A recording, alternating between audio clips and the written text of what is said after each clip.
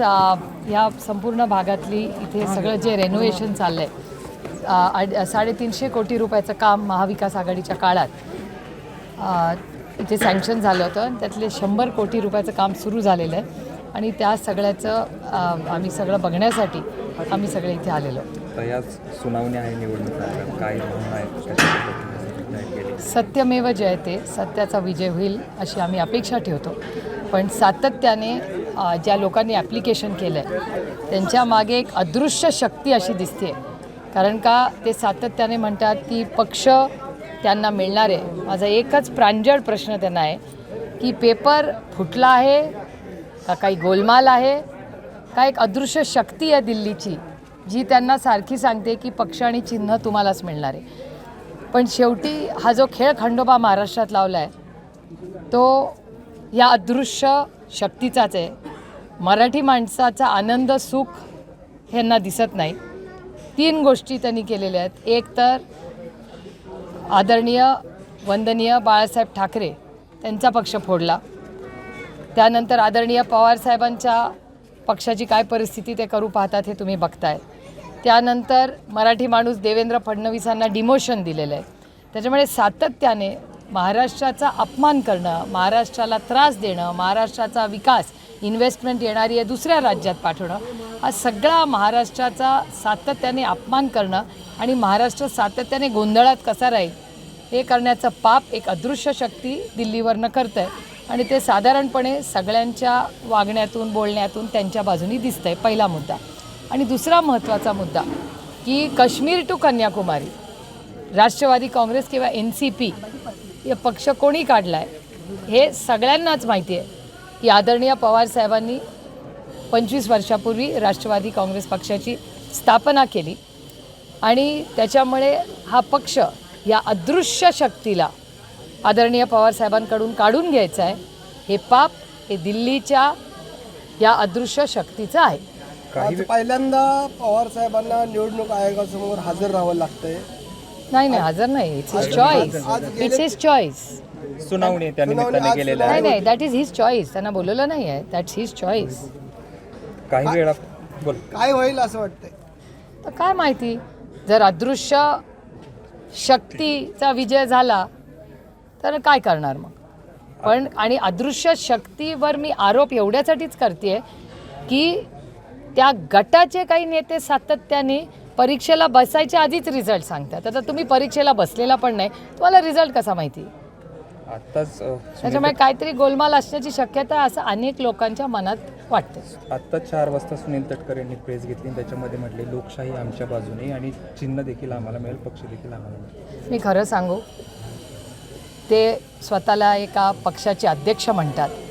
दुर्दैव आहे की ज्या महिला धोरणाचं वोटिंग मतदान ह्या देशाच्या सगळ्यात उच्च सभागृहात झालं या भारताच्या पार्लमेंटमध्ये, तिथे जेव्हा महिला धोरणाचं मतदान झालं ते गृहस्थ तिथे गैरहजर होते. ते मुंबईला गेले होते. अनेक मोठ्या लोकांच्या गणपतीला जायला त्यांना वेळ होता, पण पार्लमेंटमध्ये महिला धोरणाला मतदान करायला त्यांना वेळ नव्हता. हे दुर्दैव आहे की अदृश्य शक्ती ह्या लोकांना साथ देते ज्यांना महिलांबद्दल काहीच आदर नाही आहे. नाहीतर आदर असता तर ते नक्की मतदानाला थांबले असते. ताई, आपल्याला तोडीस तोड उमेदवार भाजपकडे नाही म्हणून आता भाजपच्या वतीने सुनेत्रा पवारांचं नाव आपल्या लढण्याचं येते, काय सांग? एक तर मी लोकशाहीवर विश्वास ठेवते. भारतरत्न डॉक्टर बाबासाहेब आंबेडकरांनी ह्या जगातलं सगळ्यात उत्तम संविधान दिलेलं आहे. जेव्हा एखादं इलेक्शन येतं कोणीतरी विरोधात लढलंच पाहिजे हा माझा आग्रह आहे. कारण का मी दडपशाहीवर विश्वास ठेवत नाही, मी लोकशाहीवर विश्वास ठेवते. 3 वेळा भारतीय जनता पक्ष माझ्या विरोधात लढलेलं आहे आणि 2024मध्ये भारतीय जनता पक्ष लढेल. आणि त्यांना कॅन्डिडेट कुणाला द्यायचं आहे तो त्यांचा वैयक्तिक प्रश्न आहे, तो माझा प्रश्न नाही आहे. घरातला जो उमेदवार दिला जातोय आणि त्यामध्ये अशी अनाउन्समेंट केली आहे का भारतीय जनता पक्षाने? अशी चर्चा कोण चर्चा करते? म्हणजे एकंदरीत सगळे नाही चर्चा कोण करते? पुढारी आहेत. कुठले पुढारी म्हणाले? बारामतीत नाही कोण पुढारी कोण म्हणले? एकंदरीत चर्चेला नाही चर्चा अशी नाही, नावाने सांगा. बावनकुळे म्हणालेत का? त्यांची लोकसभेची लिस्ट अनाऊन्स झाली आहे का? म्हणजे भारतीय जनता पक्षाची लिस्ट अनाऊन्स झाली आहे का?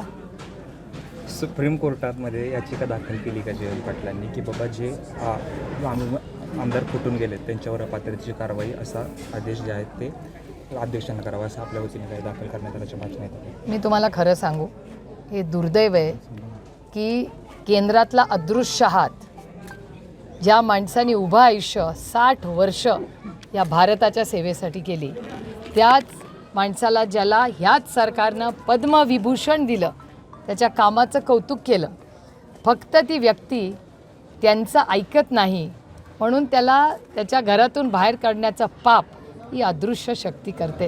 हे दुर्दैव तुम्ही बघा की भारताचं राजकारण कशावर आलं आहे की 83 वर्षाच्या माणसाला त्यांचं ऐकत नाही म्हणून त्याला त्याच्या घरातून बाहेर काढायचं हे पाप ही अदृश्य शक्ती करते. हे नवीनच भारतातलं राजकारण मी बघते. ते सुसंस्कृतपणेबद्दल बोलतात आणि काय शब्द वापरतात बाई. दिल्लीमध्ये पार्लमेंटमध्ये बऱ्याच वेळा म्हणतात की हे जे झालं पाहिजे हे चांगलं पारदर्शक झालं पाहिजे.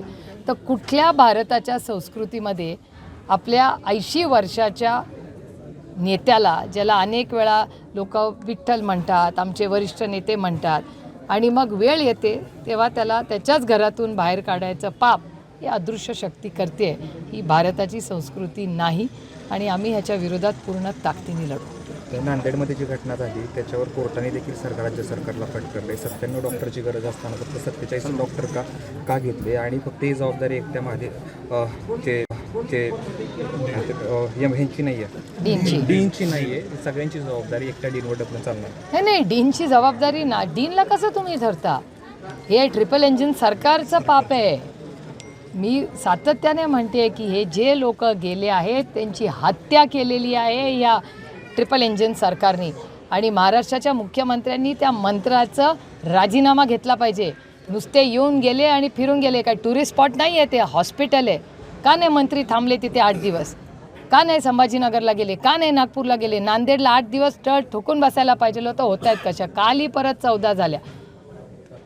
हे कॅज्युअल सरकार आहे. ईडीची नोटीस पाठव, त्यांना घरफोड, पक्षफोड असलेच उद्योग ह्या ट्रिपल इंजिन सरकारला माहिती आहे. काही काम त्यांना करायचं नाही आहे. त्यांच्याकडे सरकार फोडो असं हे खोके सरकार आहे. त्यांच्याकडे या खोके सरकारकडे खोके सरकार पाडण्यासाठी पैसे आहेत, पण सर्वसामान्य गरीब मायबाप जनतेच्या औषधासाठी पैसे नाहीत. ह्या सरकारकडे ना शाळांसाठी पैसे आहेत. काल देवेंद्र फडणवीस असे म्हणाले की आम्ही अजितदादांना 6 महिन्यासाठी मुख्यमंत्री नाही तर 5 वर्षासाठी मुख्यमंत्री करून दाखवणार. खरंच त्यांचा शब्द खरा ठरेल? माझा देवेंद्रजींवर पूर्ण विश्वास आहे आणि नक्कीच ते 2024मध्ये 5 वर्ष दादाला मुख्यमंत्री करणार असेल तर मी त्याचं मनापासून स्वागत करते. माझी एकच अट असेल देवेंद्रजींना की त्यांच्या आधी मला दादाला हार घालायला द्या. पहिला हार मी घालणार दादाला, पहिला मुद्दा. दुसरा मुद्दा, मला आनंद वाटतो आहे की ज्या काँग्रेस मुक्त भारत जे भारतीय जनता पक्षाचं स्वप्न होतं त्याच्यात आज अतिशय मोठ्या मनाने, म्हणजे त्यागाच्या मनाने, तेच म्हणतात की भारतीय जनता पक्ष मोठा भाऊ आहे आणि त्या मोठ्या भावानी फक्त त्यागच केला पाहिजे असं देवेंद्रजींचं म्हणणं आहे. त्याच्यामुळे त्या म्हणण्याला मला आनंद वाटतो की काँग्रेस मुक्त भारत जे आहे त्याच काँग्रेसला महाराष्ट्राचं 5 वर्ष मुख्यमंत्रीपद देत आहे. हा किती मनाचा मोठेपणा. आणि भारतीय जनता पक्षाच्या समस्त ज्यांनी 60 वर्ष ह्या पक्ष मोठा करण्यासाठी ज्यांनी खस्ता खाल्ल्या, कष्ट केले, इलेक्शनला जिंकले, हारले, पण संघर्ष केला, त्या सगळ्या भारतीय जनता पक्षाचे 105 MLA, त्यांचे सगळे कार्यकर्ते, या सगळ्यांना मी खूप मनापासून आभार मानते की संघर्ष तुम्ही केला, पण जेव्हा चांदीच्या ताटात ताट भरलेलं जेवणाची वेळ आली तेव्हा काँग्रेस पक्षाला तुम्ही संधी दिली. याबद्दल भारतीय जनता पक्षाचे खूप खूप आभार. थँक्यू. थँक्यू. एबीपी माझा, उघडा डोळे बघा नीट.